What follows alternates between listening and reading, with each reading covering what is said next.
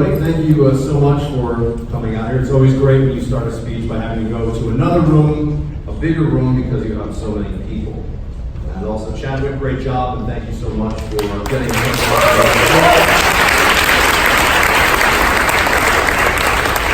I'm hoping that some of the laughs that I got from some of your jokes weren't caught on video. We'll see. Hope I'm not going to get any trouble. But I want to say thank you to the New York Young Republican Club for having me.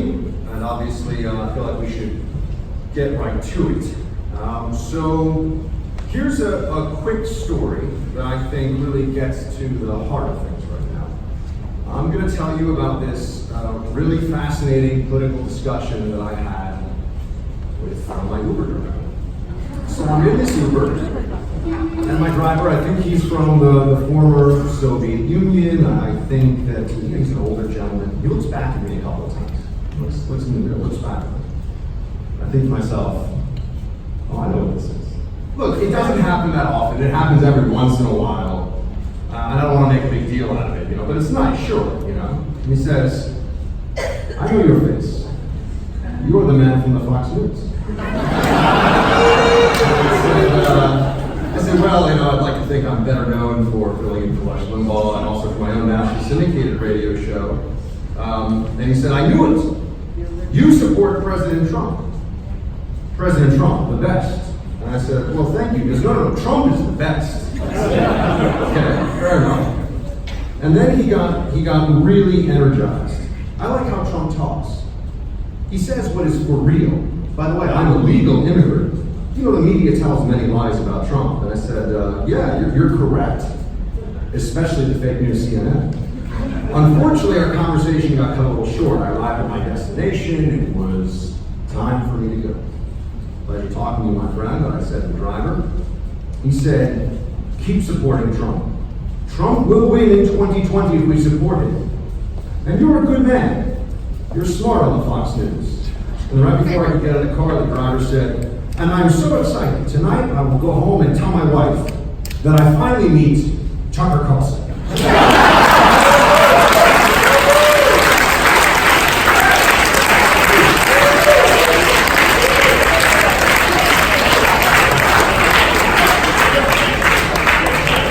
I said, great to meet you too, buddy. Come back to Fox News Studio anytime you want. Free tour, whatever you need. But who has better hair, Tucker or Buck? I leave that up to you. I promise tonight that I'll try to remember the words of my former headmaster. There's some others who know exactly what I'm talking about. That a speech should be like a bikini, short enough to keep it interesting, but enough to cover the subject. So that's what I'm going to do here. But now to the business at hand. I know this is an audience that's connected, that knows what's going on in this country. You care, and you're informed, and you're mobilized. So I also come to you as a recently escaped and bona fide swamp creature from DC. That's right, until last month, I was a Washington, DC-based political analyst and a pundit for Hill.com, did syndicated radio and all of that stuff. And I can tell you that I have never seen things in my life, certainly the way they are right now.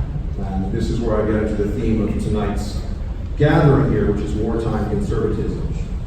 As we head into the 2020 election, I just want to tell you that we should all get ready for the most bitter presidential battle of any of our lifetimes. There is no question. We are going into the equivalent of an all-out political war.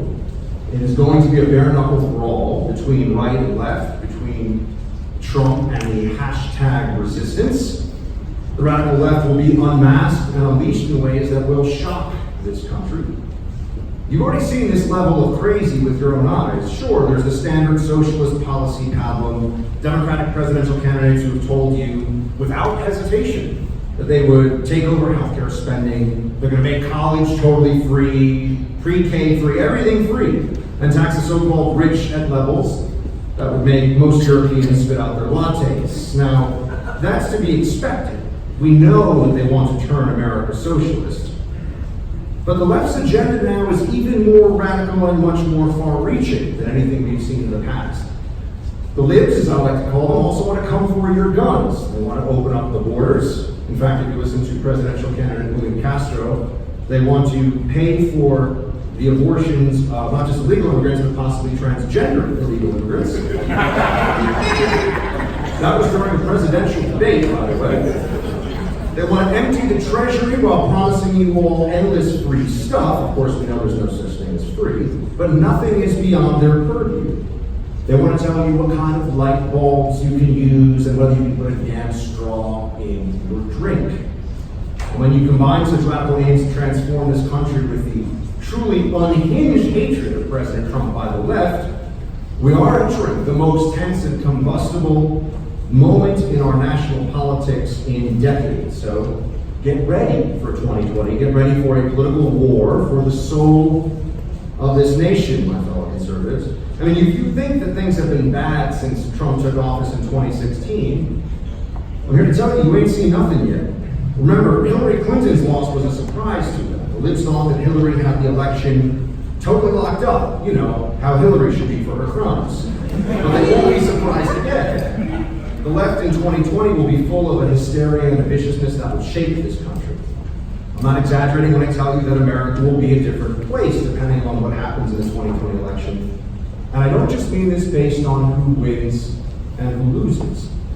Liberals have undermined or abandoned many of the foundational concepts that protect us all from the state and, yes, from each other.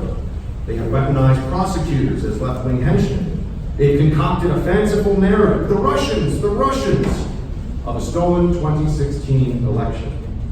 They claim that fascism is coming to America, and they believe, or at least they pretend to believe, that they have a duty to stop President Trump at absolutely any cost. Do not be fooled for one instant.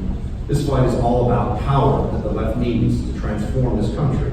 This is about their maniacal, stop-at-nothing attempt to make this really a one-party country after 2020, if they can. We're not dealing with the same Democratic Party that we did 20 years ago. I think you already know this. I'm here to warn you to the best of my ability that the left has truly radicalized. This is not the party of unions and fair wages and civil rights, if that was ever truly the case. Heading into the fight for Trump's re-election, the left is the party of Antifa and deplatforming and trigger warnings. It's the party of socialism, collective guilt, and identity politics. Radical feminism, intersectionality, and 37 genders, 35 of which do not exist. It's the party of women shrieking at senators they cornered in elevators, a party where maniacs clad in so-called pussy hats march in the streets. All of this is cheered on by idiot celebrities who profess to care about the downtrodden, while we all know they only care about their Instagram following. And of course, spreading all this lies, filth, and nonsense in the fake news is a mainstream media that is so pathetically biased they no longer hide their disdain for the other side. It is not reporting they are engaged in, it is activism. We all need to understand that. Media are partisans posing as honest brokers of the truth. The left says it is woke, and in a sense that's true. There is a bestial nature to their outraged theater, like a great angry creature that has been disturbed. They've always been emotional, but now with Trump as president, they are hysterical. And they're not looking for converts, they are hunting for heretics. And that brings me to some of the events of this week. I wanted to bring this to a more current perspective. If you want to know what to expect, just look at the Brett Kavanaugh nomination battle and how it continues on, and how at each and every turn they keep losing this fight, they lose the argument, and they still want to destroy this man. It's a fight that's not yet over. The libs plan on redoing this in the weeks and perhaps months ahead. There's even talk of impeaching and removing Kavanaugh based on a book written by 2 New York Times reporters who look shell-shocked now every time they go on TV because there is yet another revelation about a massive hole in their 10-month research book. But they're revving up the anti-Kavanaugh machinery again. Just last weekend, the New York Times printed this story. It's supposed to bolster a second Kavanaugh accuser. This is Deborah Ramirez, right? The woman from Yale who wasn't sure if Kavanaugh put his generals in her face 30 years ago until after a week of Democrats helping her assess her memories. That was in the official record, by the way. That was what it took. Did this happen? Did it not happen? Well, I don't know. Now, some other Yale classmate of Kavanaugh Ramirez, Max Steyer, this is going to be fun. It just happens to be a high-powered defense lawyer who represented Bill Clinton during his Paula Jones Whitewater fiasco. Also turns out his wife was stopped in her quest to become a D.C. Circuit judge by the Republican majority Senate. They didn't put her through the ringer, they didn't destroy her, they just didn't vote on her. But she was bitter about it. That didn't come out until today, day 3 after the story. Almost like they don't want people to know the motives of what's really involved here. This guy says, oh yeah, I heard all about that genitalia in the face incident, by the way, Steyer, but I'm calling bull on this. The guy's a partisan hack. By the way, according to friends, in an additional incident, a woman has been named in the book, they won't name her in the press. Her friends say she has no memory of the incident.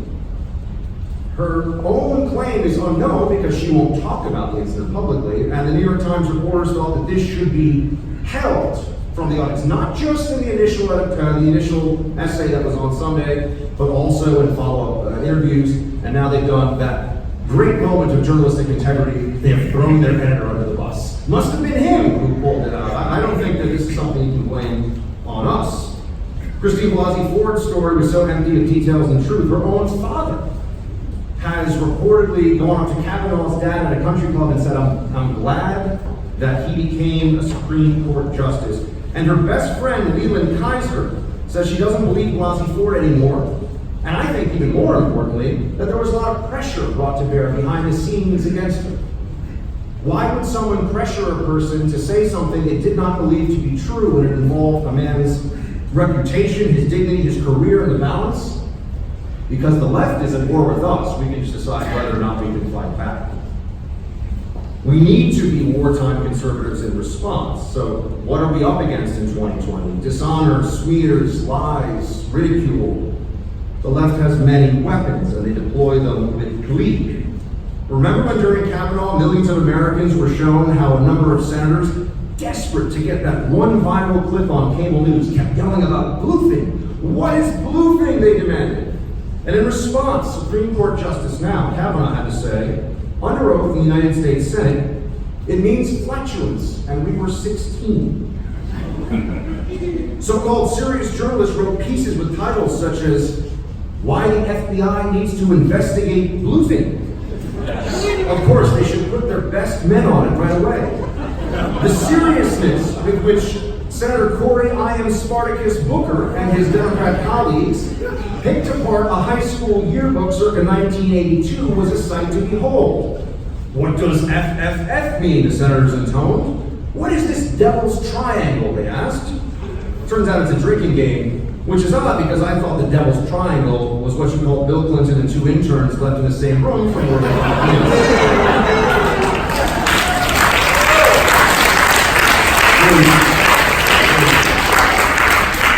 We watched as the United States was turned into a beer tribunal. Did you enjoy beer? Did you drink underage? About half of America was nodding for him at home. Yeah, he likes beer. What is going on here? All of a sudden, Senators Feinstein and Booker were the American Taliban. No alcohol, no partying, no mansplaining. I suppose we should be thankful they didn't want to get Kavanaugh 50 lashes in the town square. Of course, there will be many others who will receive what I call the Kavanaugh treatment in 2020. The list of the left's targets is very long. Their intimidation tactics will go beyond what is disgraceful to what is often illegal. It wasn't long ago, the summer of 2018, just in time to bully people before the midterm election, that high-profile conservatives were being chased out of restaurants and mobs were gathering outside their homes. Get ready for all of that to make a comeback in 2020. They have not repudiated that, and many prominent voices in left-wing media have said that was justified at the time.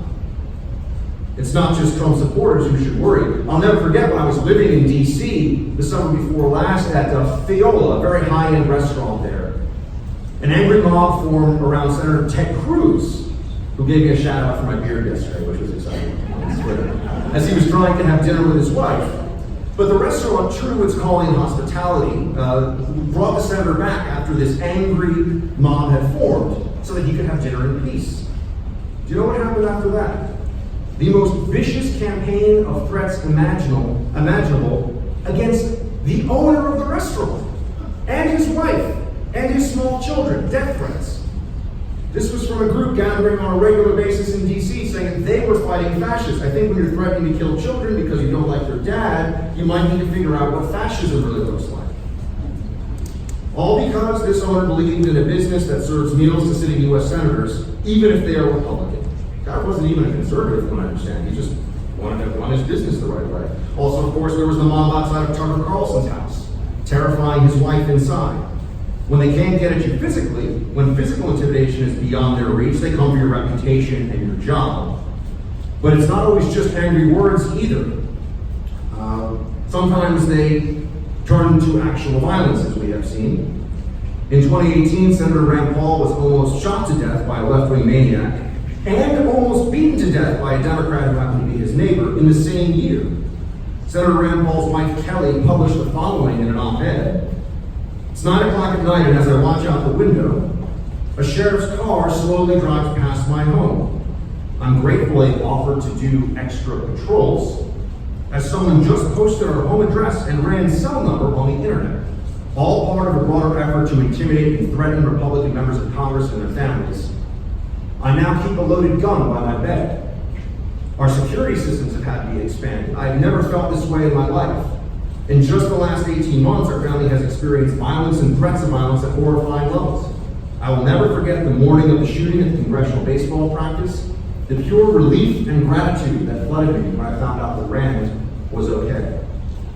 He was not okay last November when a violent and unstable man attacked him from behind while he was working in our yard, breaking 6 ribs and leaving him with lung damage and multiple bouts of pneumonia. Now you may say, is this representative? There are crazy people, and it is true, of all different politics and all different kinds. Well, Kentucky's Secretary of State, Democrat Allison Lundgren, joked about this. She thought it was hilarious that Rand Paul was almost beaten to death. She joked about it in a speech. MSNBC commentator Casey Hunt said that Rand Paul's assault was, quote, one of her favorite stories. Cher, Bette Midler, and others have all said on Twitter that they thought this was just great. This all came, by the way, from Rand Paul's wife. She said, I hope these women never have to watch someone they love struggle to move or breathe 4 months on end. I need not remind you that in 2018, a left-wing zealot, one whose politics would be in line with your average MSNBC watcher, attempted a mass assassination of conservative members of Congress because of health care. And here I am speaking to a room full of highly educated, successful, informed, and politically savvy people. And how many of you, without resorting to Google, can name the man who almost took Congressman Steve Scalise's life with a bullet that shattered his pelvis and almost bled out on that baseball field? Who can name the man who was seconds away from eliminating Senator Rand Paul from the face of the earth, among over a dozen other specifically chosen conservative members of Congress? I'm guessing very few. James Hutchinson. That's the shooter's name. But I wouldn't expect any of you to know that. And I really mean that. Because the media certainly doesn't want you to know. They covered it very quickly. This mass assassination attempt was covered in sterile fashion. They quickly moved on. It just doesn't suit their narrative, so they don't refer back to it. It's not something they think you need to remember. They want to forget it entirely. CNN 10-person panels don't spend time talking about the lessons of that baseball field at Alexandria. They will do that for Jussie Smollett's fake attack, though. They will go there. They'll tell us that we need to be really concerned about people roaming the streets of Chicago at 2 a.m. yelling, "This is MAGA country."